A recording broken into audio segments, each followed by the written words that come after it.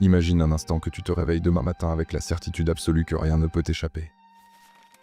Que chaque pensée que tu formules est juste, que chaque décision que tu prends est impeccablement alignée avec la vérité, et que le monde lui-même semble fonctionner selon les lois que tu imposes. Ce sentiment, séduisant mais dangereux, est au cœur d'un phénomène profondément humain. L'illusion de toute puissance, ce fameux complexe de Dieu. Et parmi toutes les illusions que l'esprit peut créer, c'est probablement l'une des plus subtiles, car elle se nourrit d'un besoin universel, celui de contrôler ce qui nous entoure pour échapper à l'incertitude. Ce désir de maîtrise traverse toute notre existence. Il se glisse dans nos habitudes les plus banales comme dans les plus grandes entreprises de l'humanité. Nous organisons nos journées, établissons des plans, créant des technologies, bâtissant des systèmes politiques, tout cela pour dompter un monde qui nous semble instable et imprévisible. Cette quête de contrôle n'est pas un problème en soi. Elle nous a permis de progresser, d'explorer, de comprendre.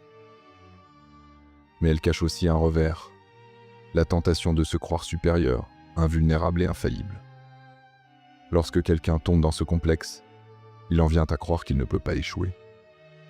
Ses idées lui semblent incontestables et ses décisions indiscutables. Même lorsque les preuves se dressent devant lui comme des murs, il continue de penser qu'il détient une vérité absolue. Son point de vue devient une sorte de dogme intérieur, une philosophie immuable qu'il tente d'imposer aux autres. Ce n'est ni une pathologie reconnue, ni un diagnostic clinique. C'est un piège psychologique, une construction de l'ego qui transforme la perception de soi en monolithe sans fissure. Ernest Jones fut l'un des premiers à mettre des mots sur cette attitude.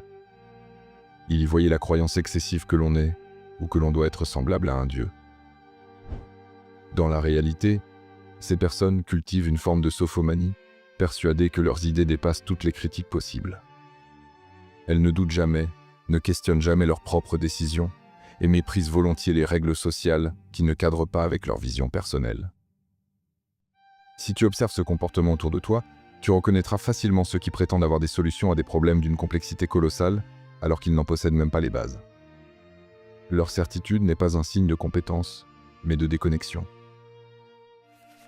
Pourtant, ce phénomène ne vient pas de nulle part.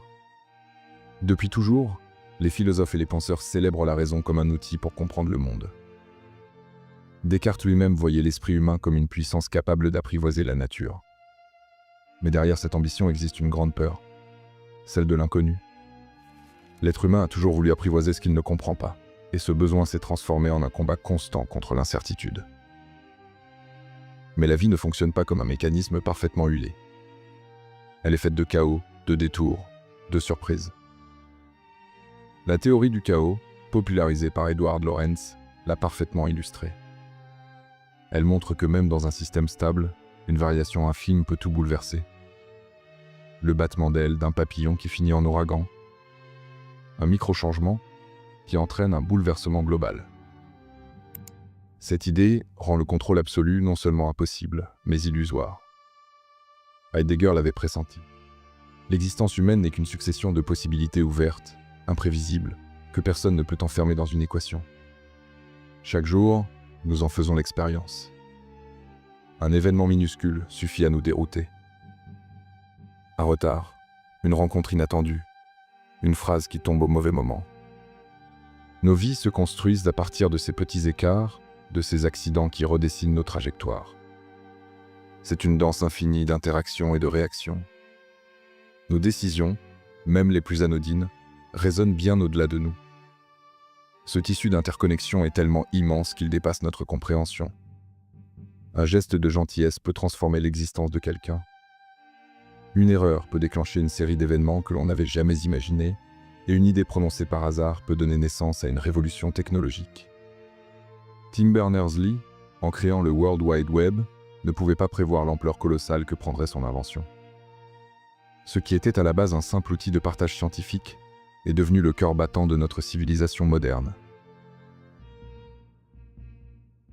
Chaque action humaine fonctionne comme une onde qui se propage dans un océan infini. Croire que l'on peut tout contrôler serait supposer que l'on peut anticiper chaque vague, chaque remous, chaque réaction en chaîne. Il faudrait être omniscient, omniprésent, doté d'une lucidité impossible. Même les leaders les plus puissants, lorsqu'ils prennent une décision stratégique, avancent dans une brume d'incertitude. Ils n'ont jamais toutes les informations, jamais toutes les garanties. Les répercussions de leurs décisions échappent souvent à leurs intentions initiales. L'histoire regorge d'exemples où des choix politiques, faits parfois avec certitude, ont déclenché des catastrophes ou des bouleversements inattendus. Mais si la quête de contrôle est si répandue, c'est parce qu'elle répond à une angoisse universelle, celle de la peur du chaos, la peur de l'erreur, la peur de l'imperfection. Beaucoup cherchent à tout maîtriser pour éviter les surprises, pour prévenir l'échec, pour se rassurer. Cela se manifeste dans ce besoin incessant d'organiser, de perfectionner, de vérifier. Le perfectionnisme devient une prison. Chaque tâche doit être impeccable, chaque mot pesé, chaque détail contrôlé. Et plus on cherche à tout faire parfaitement, plus on s'épuise, parce que l'idéal que l'on poursuit n'existe pas. Ceux qui refusent de lâcher prise finissent par s'enfermer dans une pression constante. Ils croient qu'en gardant tout sous contrôle, ils se protègent. Mais en réalité, ils s'emprisonnent. L'anxiété grimpe, la fatigue s'accumule, le burn-out rôde. Le perfectionnisme ne rend pas plus heureux, il rend plus fragile. Dans les relations, cette logique du contrôle devient encore plus destructrice. Un parent qui régente la vie de ses enfants, un partenaire qui veut tout décider, un ami qui impose continuellement ses choix, ces dynamiques s'étouffent, blessent, fragilisent les liens. Personne n'aime se sentir privé de sa liberté. Le contrôle, lorsqu'il se glisse dans les relations, érode la confiance et finit par créer de la distance. Et même à grande échelle, cette obsession du contrôle a fait tomber les plus puissants. Napoléon, Alexandre le Grand, des géants dont la soif de domination semblait sans fin. Leur chute n'a pas été causée par un ennemi extérieur, mais par l'impossibilité de maîtriser des empires devenus trop vastes, trop complexes. Ils avaient oublié une vérité essentielle. Plus on cherche à tout contrôler, plus on se perd dans ce que l'on tente de dominer. Alors, pourquoi insiste-t-on autant à vouloir tout maîtriser? Peut-être parce que renoncer au contrôle demande du courage. Accepter que le monde nous échappe, c'est reconnaître nos limites, c'est embrasser l'imprévisible, et cela va à l'encontre de nos réflexes de survie. Pourtant, ce lâcher-prise est une forme de sagesse. Les stoïciens l'avaient compris. La paix ne vient pas de la maîtrise du monde, mais de la maîtrise de soi. Ce qui dépend de nous doit être cultivé. Ce qui ne dépend pas de nous doit être accepté. Laisser de la place à l'imprévu, ce n'est pas renoncer à agir, mais c'est agir avec lucidité. C'est reconnaître que la beauté de la vie réside aussi dans ce que l'on ne contrôle pas.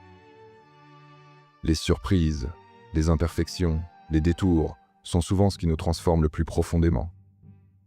Le complexe de Dieu n'est pas une preuve de force. C'est une fuite devant notre condition humaine. Une tentative désespérée de masquer nos peurs. Mais en cherchant à jouer au Dieu, on finit par passer à côté de l'essentiel. La richesse du chaos, la poésie de l'imprévisible, la douceur de nos limites.